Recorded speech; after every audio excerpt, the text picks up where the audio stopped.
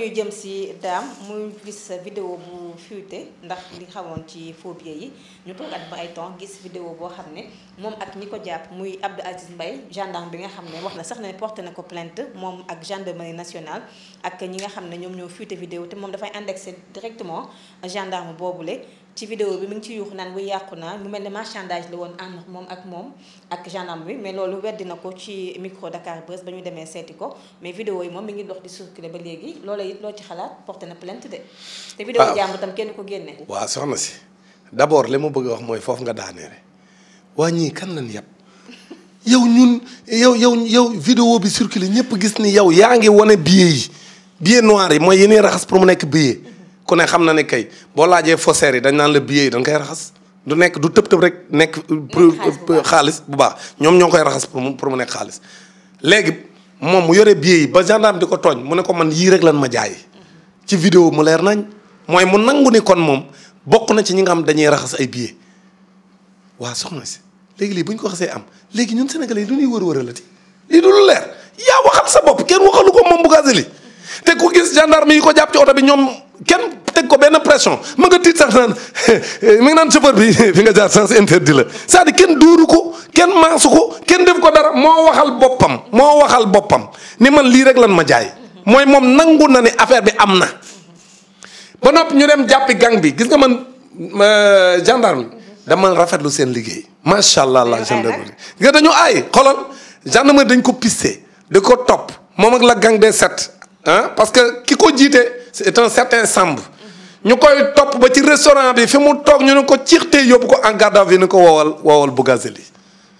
Bougazelli waa ji jotu ko Bougazelli moom moo ko rappelé donc Bougazelli moo ko woo ñu wax ñoom ñaar loolu lépp gendarmerie am ko sur scellé actuellement procureur mi ngi lépp du boobu vidéo kese de yeneen vidéo ngi ci dossier bi ak ay photo yoo xam ne procureur mi ngi lépp mais procureur fan la sukkandiku di ñu gëmloo ni Bougazelli daa feebar léegi moo tax mu libéré ko kan lañ yëpp. waaw mais Bougazelli wedd na ni feebarul de bi ma ko laajee. waaw mais kon léegi soxna si léegi Bougazelli feebarul. vidéo mi ngi circulé ni moom dafa bokk ci ñu doon def ay faux billets ñu koy xayma ci 32 milliards nee nañ moo xam 32 milliards ku xam faux billets ni muy yàq économie. économie boo ko bëggee mor dee rek duggal ci faux billets. faux billets gis nga la fausse monnaie day fausser le jeu économique maanaam nit day am loo xam liggéeyu ko. léegi loolu moo gën a gaaw ci nërmeelal réew scandale bu réy ni bii tamit ñaar yii passeport yi ak faux billets avec Bougazelli amul benn c'est vrai que nguur gu jeexal la parce que nguur gu jeex moom ak sabar gu tasayam mais dama la bëgg a wax ne la maanaam dafa garaaw boo xam ne c'est-à-dire nan la nit di mën a defee loolu ba nag moom ci moom mu reconnaître ni feebarul ba nag procureur bàyyi ko këram mais vraiment il faut sénégalais ñu waxante dëgg procureur na dem jëli Bougazelli na dem jëli ko dugalaat ci kaso bi mu dem fekki ñoom Samb mooy 7 personnes yi nga xam ñoom ñoo àndoon ak moom di def deal bi léegi ñoom loolu moo mën a nekk sénégalais yi duñ fi accepté ñu bàyyi ñoom Samb ci kaso bi bàyyi Bougazelli këram Bougazelli nañ ko dem jëli procureur na foofu moom amul levée immunité parlementaire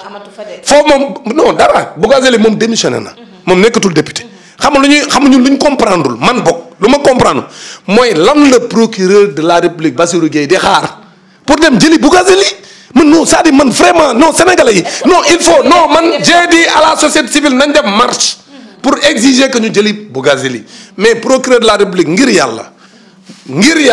dañ la ko ñaan ñun sénégalais yëpp ngir yàlla demal jëli Bougazelli c'est pour l'intérêt même de Bougazelli moom ci moom sax moo war a bëgg ñu dem jëli ko. man na ko dem jëli moom nee na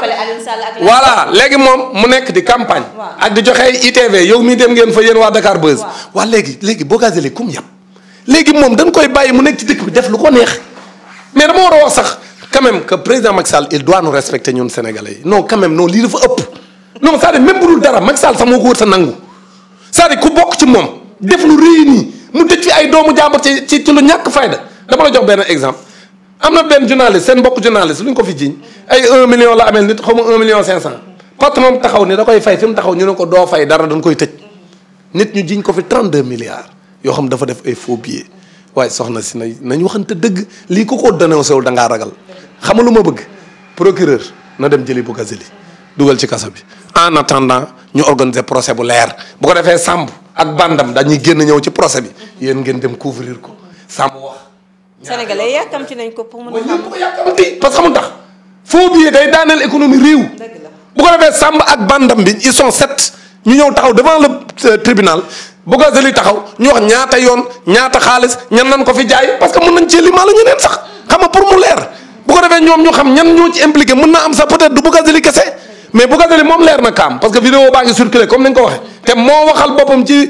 wuy yàqu naa. sama àdduna yàqu na waaw dama leen laaj damay laaj bala ngaa relance léegi est-ce que nit ku deful dara dana wax ne sama àdduna yàqu na. waaw mais ci loolu ci laa la bëgg leeralal xam nga man laaj naa ko te yaakaar naa yow tamit seetaan nga vidéo yi. nee naa ko ne yow bu fekkee defoo dara amoo dara lay reproché sa bopp la moo tax nga ne yàqu naa mu ne Abdou Aziz Mbaye daf ko doon laaj xaalis 50 millions ne ko bu ko def. loolu mooy li gën a garaaw nag ci li mu wax. gis nga ci chef d'inculpation yi. dañ ci war a boole tentative de ternir l'image de la gendarmerie loolu dafa war a nekk ci chef d'inculpation yi. maanaam parce que ñoom ñaar ñëpp non dama la. dafa jéem a yàq deru gendarmerie kon Bougazelli dañ ko war a dollil boobu parce que gendarmerie contrairement ak li mu wax loolu mu wax amul gendarme bu la jàppee mën naa ñëw ne la pour bëgg a am ko xam formation gendarme ku bëgg ñun waxuma la gendarme mais ñun jàngalekat rek dañ koy def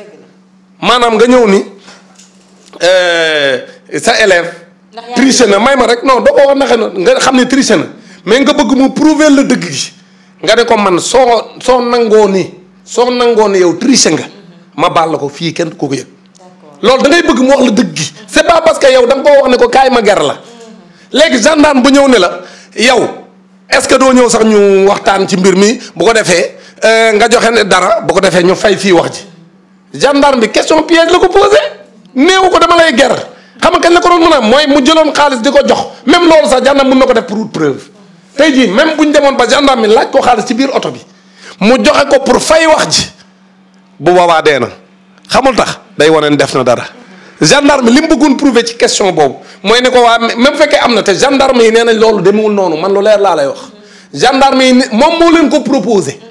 moom moo proposé ni leen nan leen ko gérer nan leen ko gérer la leen wax daa bala ñoo yegg gendarme ñoom it ñu ne ko non nañ dem rek ba gendarmerie mu ne non waaye nan leen ko gérer booba li mu bëggoon mooy mu jox leen dara pour ñu fay dossier bi comme moom Bougazelli li mu wax du dëgg loolu leer laa lay wax soxna si li mu wax du dëgg kenn proposé wu ko ger moom moo xam ne dugg na ci loo xam ne bu siiwee dee na carrière politique am jeex na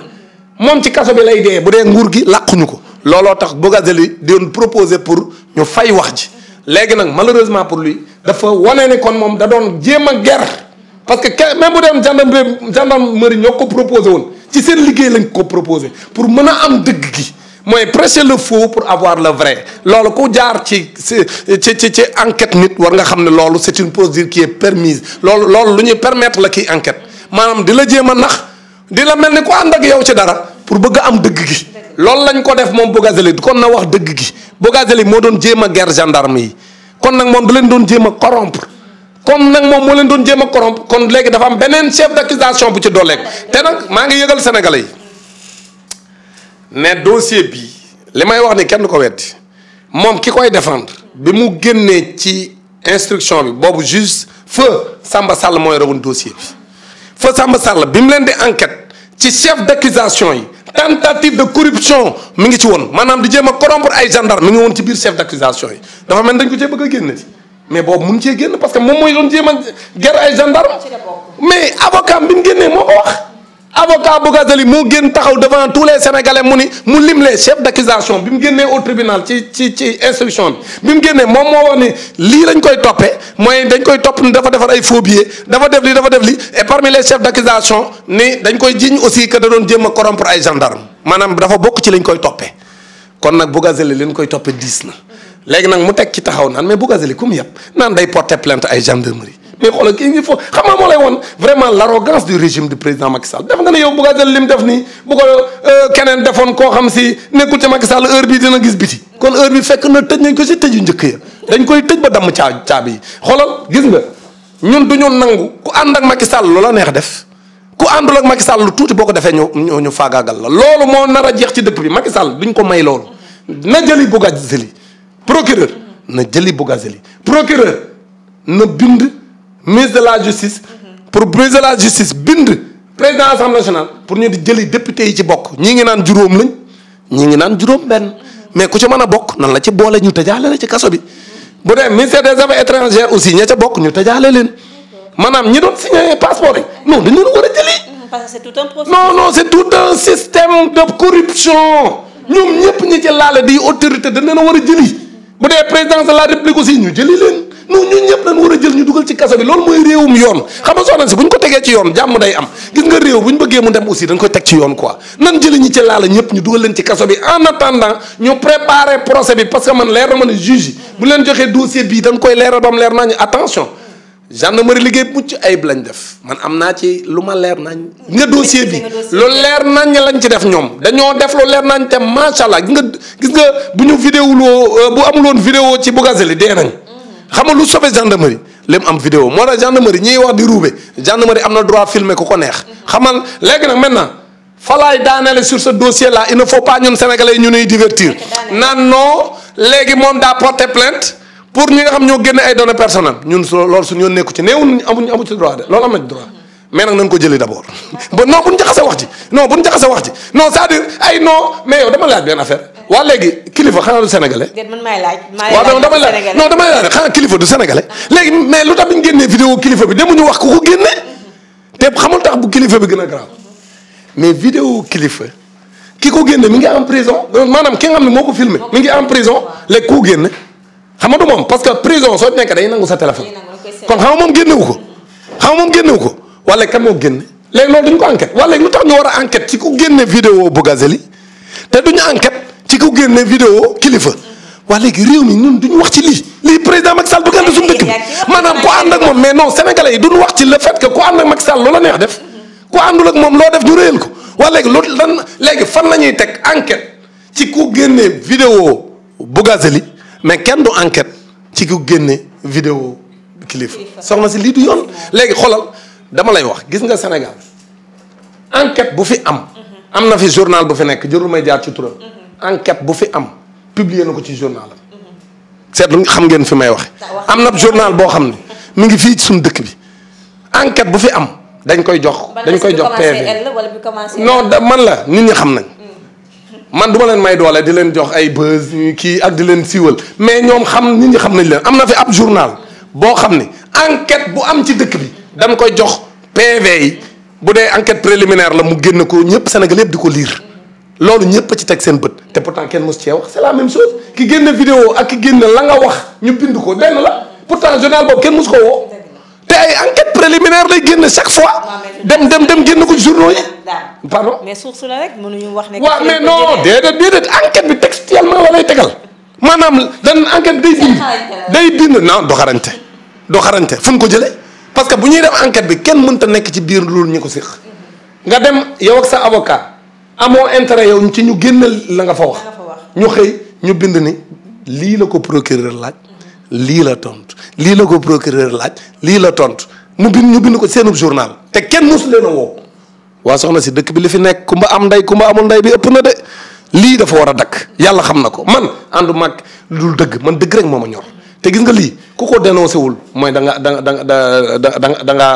nekkul ci yoon wi rek mais ku nekk ci yoonu dëgg da nga gis ne réew mi ni muy doxee mënta continuer donc man li ma gëm mooy nañ tege ne waxu vidéo ak ay génn nañ lay ñun loolu suñu yoon nekku ci moom bu paree na porter plainte waa après mais doo fekk aale kalet ji di wax ci yu ñàkk fayda aale kalet ji mooy Bougazelli nan ko jëli xoolal gis nga yi ñu wax yëpp ay waxu kan moo génne vidéo bi ñun suñu yoon nekku ci ñun sénégalais yi xam nga lu ñu intéressé ñun mooy dañoo ji nit mu ànd ak juróom-ñaari nit yoo xam si danoo nekk di defar ay faux billets di ko dugal ci biir marché bi di yàq suñu économie di rey suñu économie mooy taux d'inflation bi gën a jóg parce que alal ju baaxul su duggee ci dëkk bi ñëpp ko yëg day gën a metti maanaam réew mi day gën a metti maanaam day am ku am lu mu wërta am loolu c'est extrêmement grave donc loolu day yàq économie day nërmeelal économie waa léegi kooku ko def ñu bëgg a teg wax jooj naan ma ay vidéo bi ku ko génne ñun la suñu yoon ci ku génne vidéo bi vidéo bi du mooy wax ji xam nga luy wax ji mooy dañ koo jiiñ ne dafa dugal ay milliards ci sunu économie ban jàpp ko mu am ay vidéo ak ay photo ak ay yeneen documents yoo xam ay scellé la yoo xam jox nañ ko procureur de la république léegi procureur moo ko bàyyi woon nit ñi nee nañ da koo bàyyi woon ndax daa feebar moom nee na feebarul kon na ko jëli d'accord loolu leer na kon procureur nañ ko jëli muy li nga xam moom mooy bëgg-bëgg daam ndax nee na Sénégalais yi loolu sax la ñu bëgg yaa ngi koy wax léegi muy Kilifeu ak Simon gis nañu ba waa Y'en a marre wootee point de presse Ousmane Sonko dem na taxawu leen comme ni ñu ko taxawoo woon mais dafa am ay cadres yoo xam ne yëkkati na ko fa muy cadres yoo xam ne jëmale na ko Serigne Bassirou Gueye di procureur de la République nee na Serigne Bassirou Gueye dafa wax ak Kilifeu ne ko gis nga ko fekk mu ñëw reer ci këram mu am cadres yoo xam wax na ko ne ko këram tas na jabaram dem na ak yooyu loolu tamit mu nekkat polémique boo xam ne ñu ci bari doon nañ ci yëy yàbbi ba ci Karim Xrum Xax nee na Ousmane Sonko ak ni mu mel même bu fekkee xamul ni mu mel ci dëkk bi am na ay wax yoo xam ne warul jóge ci gémmiñam ba clash ko si yëf yi xaw a andi coow tuuti. waaw loolu moom c'est un peu gênant pour moi wax ci parce que Abdou Karim Gueye dafa bokk suma coalition la coalition citoyenne le peuple. ah mais di nga wax de. non du loolu xam nga soxna si. dafa am lu ma gëm aussi man. nit boo bokkee ak moom dara soo amee loo koy wax doo ko weer ci mbedd mi. waaw parce que xamul tax na benn waaye bu ne ma noo war a wax loolu ma ne ko dama laa laaj rek yow benn question. sa jabar est-ce que soo déggoon ne daa def njombe ba Sénégal gépp di ko coow. est-ce que sa rôle mooy nga dem jël ay journalistes ñëw di def conférence de presse di tuumaal sa jabar loolu du sa rôle. li nga mën mooy même fekkee da nga ko war a wax dëgg doo ko wax ci place publique bi. parce que sa jabar la da ngeen a bokk loo xam ni dafa nekk loo xam ne jegeñ sa jegeñaala la donc wax ci ay nit ñoo xam ne aw ma contact ak ñoom mun naa joxe samay avis public parce que amu benn contact da nga may wax sama xalaat maintenant Ousmane Sonko nag maintenant moo tax Abdou Karim Gueye man maa ngi moom wax nañ téléphone démb junj nañ wax ji mais ñun coalition citoyenne le peuple daañu woote réunion bu ñu ñëwee daañu ko inscrire ci ordre du jour bi ku ci nekk li mu gëm dina ko wax par rapport ak position bi mu am tam indi coow moom Abdou Karim Gueye par rapport ak li mu wax ci li nga xam ne moo am maintenant xalaatam la joxe man mun naa bañ a partager xalaatam pour jox la une idée de man li ma ci gëm mais man li may reprocher man sama bopp di ko reprocher ñeneen mooy ñun suñu biir dañu bàyyi di weerante ci mbedd mi parce que suñu weerante nañuy waxante dëgg nag bu ñu nekkee nañuy waxante dëgg mais weerante bi day tax suñuy noonu di ko utiliser contre nous te loolu man gëw ma ne lu baax la maintenant Ousmane Sonko il n'a pas le choix parce que dañ ko fee jàpp activiste yëpp dem taxaw ci ginnaawam kon te principe ka ko jàppoon di ko jéem a jaay doole loolu lay jéem ci activiste yi kon moom su nee demul buñ ko mooy dugal nañ ko activiste yi bis bu ñu ko jàppatee ñu pare ci kon nag nit boo amee jafe-jafe mu ñëw taxawu la soo amee jafe-jafe da nga koy taxaw kon man rafetlu naa lim def parce que nag nañ waxante dëgg ñoom waa Y'en a marre bi ñu jiiñee Ousmane Sonko liñ ko jiiñ dañoo dew taxaw ci ginnaawam jàppale ko ci liñ ko jiiñ ñëpp xam ne ay tappale yi kese la pour éliminer ko kon moom it la même chose comme régime booba doon tappale ci moom mënta tappale ci moom ba noppi tey mën a ci dëgg kon tey bu ñëwee di jàppaat ñi nga xam ne ñoom ñoo ko doon jàppale moom logique ba ñee nekkee woon ci ginnaaw moom loolu lay nekkee seen ginnaaw pour jàppale leen waaw mais loolu mooy yoon parce que régime buy tappale gis nga man soxna si nit su ma xasee xam ne moom du wax dëgg même su ñëwee wax dëgg damay gëm ne li mu wax ay kàcc la maanaam nit koo xam da nga koo xam ci wax lu dëgg ak nit koo xam dañ koo xamee ci jaay doole ak jalgati yoon boo ma ko xasee xam ci yow tout le temps nga koy def même boo bëggee def yoon man damay jàpp ne yaa ngi ci jalgati ba léegi loolu tax Ousmane Sonko li muy def logique na parce que ñii jaay doole lañ fi nekke kon ku jàpp rek man jàpp naa ne ci ñi nga xam ne ànduñoo ak ñoom ci jaay doole bi la bokk kon Ousmane Sonko dem taxaw ci wetu Y'en a marre wan leen ni seen gars yi ñu jàppale ñu jàpp dañ leen di jaay doole man jàpp naa ne Ousmane Sonko bu defoon leen dul loolu man dinaa ko ci ngàññ kon gëm naa ne li mu def baax na d'accord xam nga Karim yéen ñaar yéen bokk position munoo wax ci moom bu ngeen di wax tam en l'interne lay doon ñu gis tam benn animateur muy Tange Tandian di wax ci sëyu Ousmane Sonko ñaareel bi dem na ñu ne déet na waaye mu toogaat confirmé ne ñaareel bi dem na Ousmane Sonko naan moo ma taajaloon reer ak yooyu yu mel noonu ci scène politique bi ak non man Ousmane xaw ma daal tontu na ci am déet man nag comme ni ma la waxee man bokkuma parti Ousmane mais man su ma ko doon digal du tontu ñooñu xamul tax parce que non tolloo niveau sax waxuma la Ousmane mais même ñi topp ci Ousmane Sonko waruñu tontu kooku parce que kooku journaliste people la tuddee boppam yow soo nekkoon journaliste people du ma la recevoir parce que man du ma people quoi c'est-à-dire que ñoom nag mën nañoo toog di wax ci man waaw parce que ñoom dañuy wax ci ñi siiw loolu mooy journaliste people mais Ousmane Sonko mais journaliste people yow doo leen tontu mais te temps lu mu mën a wax muy dëgg mënul dul dëgg moom Sonko waru ko lijjanti xamul tax si woo tax moom mu koy tudd maintenant nag xam nga ñun vie privée Ousmane Sonko intéressé wuñu maanaam jabaram dem na am demul mais lu seen yoon ñun non c'est il faut que les gens soient sérieux Ousmane Sonko boo neexee ñu ne fase na jabaram mais après bu leen fase man yow lu mu la concerné Ousmane Sonko xam nga ñoom lu ñu fàtte dañoo defe ni man benn waaye dama ko wax ne ko ñii des nañoo xam Sénégal gis nga Sénégal Ousmane Sonko fase na jabaram fasewu ko taxul ñi ko topp ko xam nga Ousmane Sonko ñu ko topp lañu ko toppee du dafa boode parce que xale yi ko topp ñoo gën a jantal. parce que Ousmane nag léegi dootul xale bu ndaw a ndaw. parce que boo xasee jege 50 ans dootoo xale mais xale yi ko topp ay 20 ans la ñu am ñoo ko gën a jantal fuuf. mais xale yi topp ñu ko ndax jëmmam. xam nga xale yi lu ñu ko toppee mooy idées yi muy développé. idéologie bi muy bëgg a incarné par rapport ak nga xam ne depuis Mamadou Dia la ko Sénégal tumuranke woon. mooy tegaat réew mi ci yoon. li nga xam ne moo nekk ci guerre ci dëkk bi mu jóge fi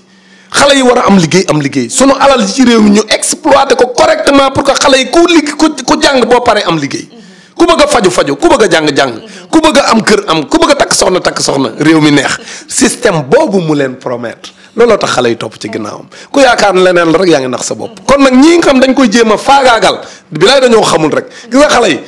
même luñ mën a jiiñ Ousmane Sonko ñi ko gëm ba léegi ñu ngi topp ci ginnaawam gëm ko xamul tax tant que Ousmane jógewul ci projet bi mais bis bu xale yi gisee ni projet ba mu leen doon gëmloo génn na ci xale yi dañ koy ba waaye ay dem na séq ak bay jigéen nag ay dem na parce que faluñu imam de même ci coow li fi amoon ca ginnaaw nee woon naa gars yi déet faluñu imam nag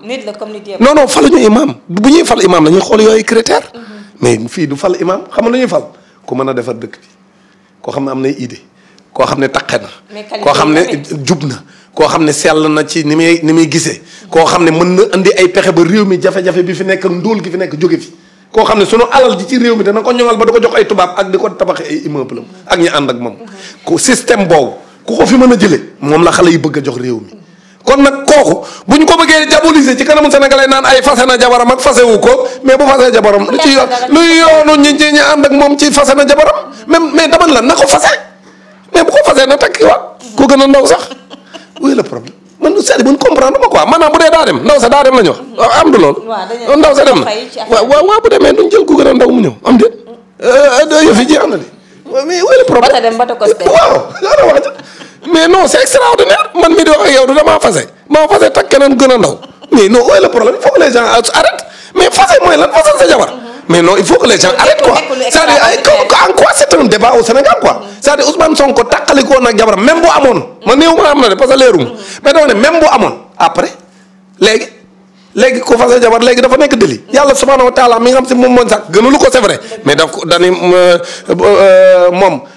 gënalu ko mais nag bu ñu demee ba mënatu ñoo def ñaar ñu mën a def dañuy tàqalikoo ci jàmm mais ñoom ñaar moom waxut ni dañoo jàppandi ci li ma et puis am na benn affaire ma ca dégg ñu naan non nee na ndaw si jour ba mu waxee. ne sol na robe bu xonq bi. waaw soxna si dama lay laaj rek. tey may laaj da ngay tontu rek. mais mos ngaa gis dama lay xoolal jigéen juy sëyi ay cadeau yooyu ñëw ña ca ëpp lu xonq lañ koy indi mais il faut que les gens soient sérieux nan moo wax benn jigéen boo am mi ngi sëy te amul amul yére bu xonq. fanaanukaay bu xonq. mais nañu waxante dëgg quoi c'est-à-dire gis nga bu ñu bëggee yàqal xelu nit ñi fi ñuy jaar mais loolu mooy yow xam nga li may wax mais jigéen joo jël arsenalam xonq ca ëpp. non rouge couleur mais rouge. couleur d'amour la. mais loolu kay c'est évident.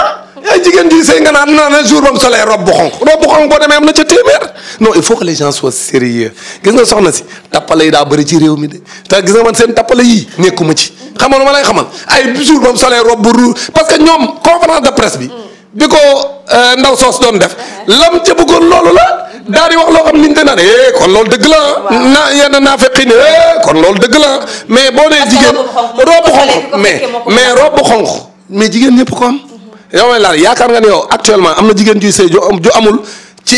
ay yéreem. na ko Sénégalais yi tontu ci commentaire non damay laaj rek xam nga damay laaj fi mu toll nii ndax xam nga benn jigéen boo xam ne mi ngi sëy waaw couleur Saint-Valentin la couleur bu rafet la mais damay laaj ban jigéen ngay gis muy sëy te amul couleur rouge mais loolu boo ko defee sax sa jëkkër dem jënd rouge indil la. waaw mais léegi nag kon wax dëgg yàlla ñu naan ay jour ba mu solee robe rouge bi ba ko ndaw si waxee ca la ndaw si départ waxu tappale yooyu mais ndaw si bu fekkee ne loolu même loolu bu doon noonu la amee ndaw sa bu gëmee loolu rek kon cuune la c'est-à-dire yomb na di yow moom ñaata couleur lay sol yoo xam ne moom sax xamul yan jour la ko sol il faut que les gens soient sérieux donc man je trouve que daal ay journal people daal man su ma nekkoon Ousmane Sonko place am du ma ko tontu xamul tax parce que dayo bi mu toll man jàpp naa ne wërta dem ci ay journal people c'est la même chose ci élection yi nu jëm ay élection locales yi man su ma ko doon digal moom Sonko du nekk fenn candidat dépassé nay local man loolu laa gëm man de su ma nekkoon fi mu toll du ma xëccoo maire xam nga lu may xëccoo jëlee fi gan gi te ñëw remplacer ko yor réew mi ku ko yorul mënoo doxal gis nga ay maire yi mënuñu dara dama lay wax maire mënul dara nekkum maire xam nga lu mu lay andil yokki bañ xamal tax parce que maire yorul dara maire mun ñoo def dara c'est-à-dire waa gox ba bu ñu amee inondation jiñ la ko bu ñu amee jafe-jafe jiñ la ko ku am ordonnance ñëw boo ko joxul mu xas la xoolal nekku maire ci dëkk actuellement Sénégal amul njariñ dama lay wax rek néew ma maire daa bon de mais maire yi bu doon nguur gi du leen xeex mais nguur gi maire yi bu mu ñàkk da koy xeex du ko may doole bu fond de dotation yi ak fond de concours yi ñëwee du la jox wala du la jox la nga méngool xamal tax parce que danaan yow àndoog moom kon nag nga nekk opposant dem gañe maire yi doo liggéey kon man su ma doon digal ñi nga xam dañuy xëccoo réew mi muy Ousmane Sonko muy Khalifa Sall muy keneen ak keneen képp kuy xëccoo réew mi rek muy Karim Wade muy kuy xëccoo réew mi rek man dama lay digal na bu nekk maire amul njariñ da lay yàqal rek. d'accord dam li may jeexalee mooy ñi nga xam ne dañuy wax lu jëm ci wàllu insécurité gis nañu ne faat gi day bari ak yu ni mel moo xam volontairement wala involontairement sénégalais yu ci bari seen bëgg-bëgg mooy ñu delloo si peine de mort xalaat boobu yaa ngi ci am déet. moom laa gëm ñun mënuñoo gën a am yërmande yàlla subhanahu wa taala moo ni ku rey leen ko ku rey ci tayef rey leen ko loolu laa gëm man peine de mort damaa bokk ci ñi gëm ni daa war a dellusi. Pourquoi? Parce que peine de mort moo ñuy permettre am na ñu may dégg ñuy ruube naan non bu peine de mort amee du tee nit ñi kon ne di rey déedéet et puis di joxe exemple réew yu bokkul ak ñun culture. États-Unis bi ñu joxe exemple ak ñun bokkul. États-Unis dañu am seen ci seen constitution ci 5e amendement bi dañoo autoriser américain bu nekk mu am droit yore arme. dafa bokk ci seen culture seen aada ak cosaan yore arme dañ koy foowee xale. moo tax ñoom reyante dafa bokk ci seen culture parce que ñoom ñoo ko dugal seen constitution mais ñun amuñu loolu sénégalais nag da ngay gis ni lu mu dëng-dëng bëggu la dee buñ la nee boo reyee kii ci tayef da nga koy dan lay rey doo ñemee rey mais bala nga ko benn waaye dañ ne ma noo waroo ko défendre ma ne ko léegi dama la jox benn exemple bu nit boo ndokkee sa bureau fii nga toog nii di liggéey nga toog ba caag ñu wala téléphone ni la ab bandi dugg na sa kër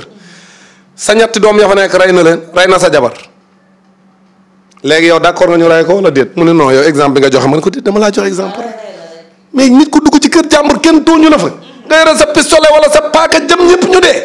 ñu ne kooku dañ ko bàyyi mu dund parce que moom daa yore bakkan mais ñim rey nag dama ni yàlla subhanahu wa taala moo nu gën a xam ëpp ñu yërmande ma ndaxte moom lim ñu fi indee yërëm ñoo tax kon nag su ne ku rey leen ko soxna si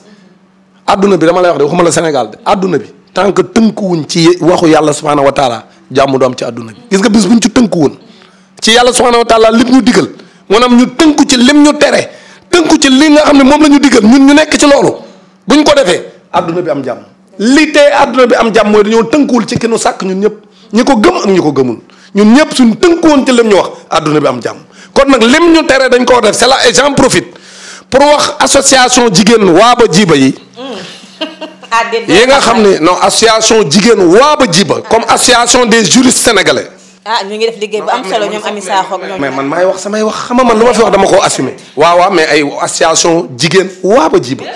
non dañoo waaba jiba xamul tax parce que dañoo dem di jéem a layal ay avortement médicalisé mais loolu lu garaaw la maanaam jigéen nee nañ léegi liñ bëgg parce que Sénégal buñ jaxase Sénégal am na fuñ teree am na foo xam ne dañu leen autorisé ki war na lor ñu yàq biir bi bu dee ñetti médecin yu bokkul dañoo xool ki war na lor ni kii mënta jur doom ji bu koy jur mën na cee ñàkk bakkanam ñoom ñëpp ñu waxandoo ko teg duñ yëgoonte dañuy dem ca benn médecin mu wax ko ñu dem ca beneen médecin mu wax ko ñu dem ca beneen médecin mu wax ko ñoom ñëpp xool ko consulter ko ni bu naree am doom day génn àdduna bu boobaa diine day accepter ñu yàq biir bi duñ ko may biir bi jóg waaye foofu rek la ko diine maye. léegi nag ñoom ñu bëgg cee dolli ni léegi ku dem foo ba doyal def lu la neex yàgg sa yàgg ki ngay bëgganteel ba ëmb soosu ca bu ko neexee ni non damaa violé dañuy yàq biir bi maanaam kon violé nañu yàq biir bi diine waxul loolu. ñu ne léegi bu fekkente ni tamit ki nga sëyal dalaa jege ba sëy mënta dox seen diggante maanaam inceste mooy koo xam ni waa du papa rek maanaam képp koo xam ne rek yow sëy mënta dox seen diggante ci islam. maanaam jege boo xam ni sëy mënta dox seen diggante ñu ne bu ëmb amee foofu nan ko yàq mais diine islam waxul loolu yàllaa nu ëpp yërmande ñooña ko def ma nga leen di xaar moom yàlla subhanahu wa taala mais nag dana ki ci biir bi moom yoonam nekku ci nan ko bàyyi mu dund.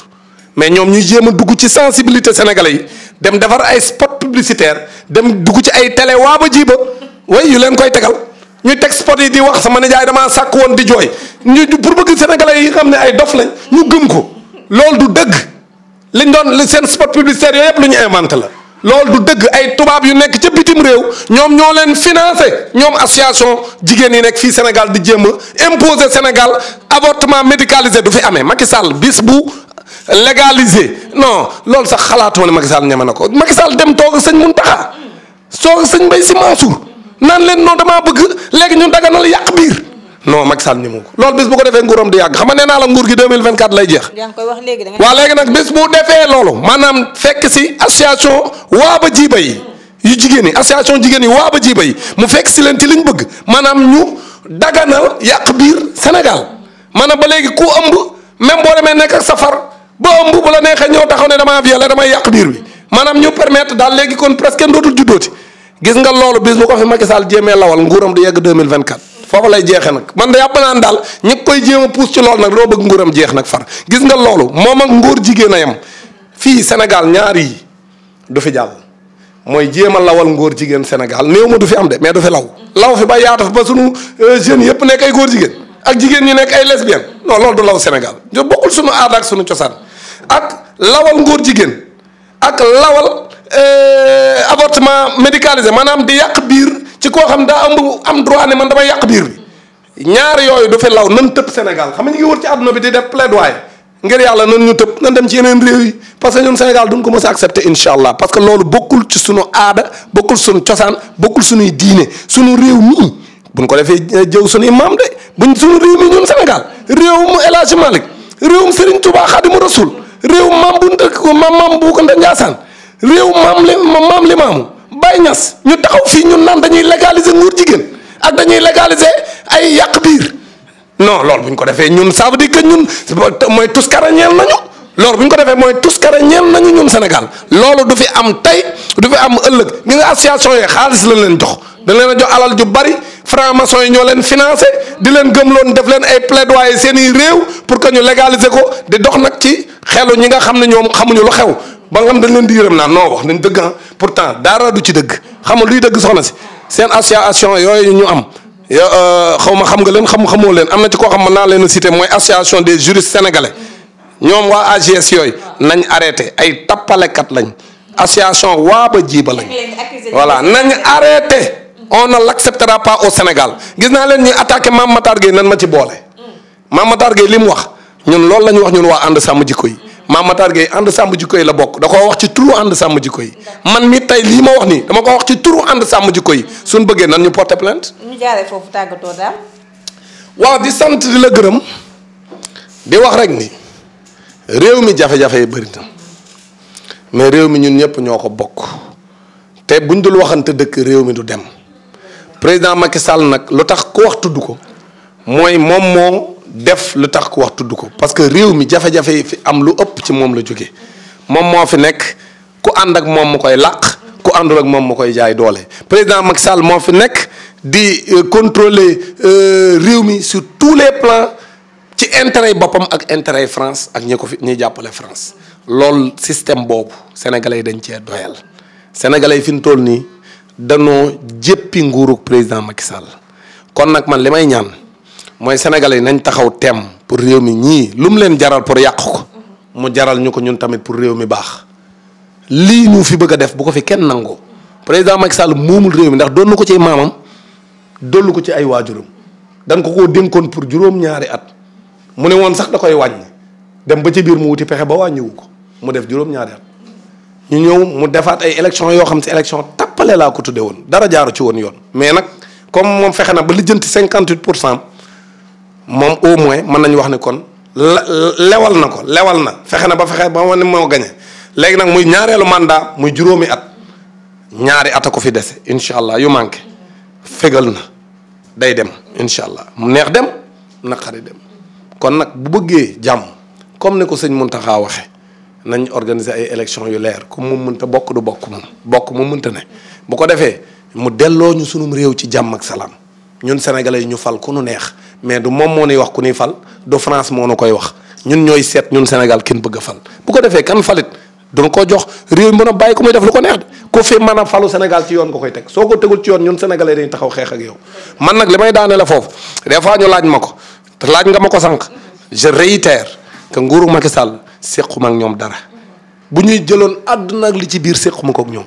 nguur gi du ma ànd ak ñoom tey du ma ànd ak ñoom ëllëg waaw damay vaar boobu laa lay wax dama ne la nguurug Macky Sall laa ne man Dame Mbodj du ma ànd ak ñoom tey ci nii du ma ànd ak ne xamul tax parce que damaa jàpp ne defar taxu leen a jóg nguur gi fi ne defar taxu leen a jóg te man du ma dem di ànd ci pàccoo parce que man pàccoo taxumaa jóg bis bu ma gisee nag nguur gu ñëw pour defar boobaa c'est différent mais nguur gi moom nekkuñu fi pour defar pàccoo leen fi indi te man pàccoo taxumaa jóg kon man bu ñu ma woowee du ma dem incha allah. leer na daal lañ doon dalal di ko sant di ko gërëm bu baax a baax di fàttali nag moom mooy secrétaire général CUSEMS authentique ñu doon waxtaanee ci ponk yu bari sant nañ leen gërëm leen yéen ñi àndoon ak ñun di ñu seetaan boobaak léegi di gërëm ñi nga xam ne nag ñoo nekkoon ci caméra bi di Ahmed ak Seydou di gërëmaale Pape Diop ci caméra bi ak ci dawal bi di gërëm bu baax a baax Glam Bayrem moom solal mu leen contacter rek ci 77 632 49 85 ña nga nekk fële Derklé cité marine yu baax la ñuy ñëw képp ku bëgg a sañ rek incha allah nga dem seeti leen sant nañ leen bu baax gërëm leen ba beneen yoon ak beneen invité.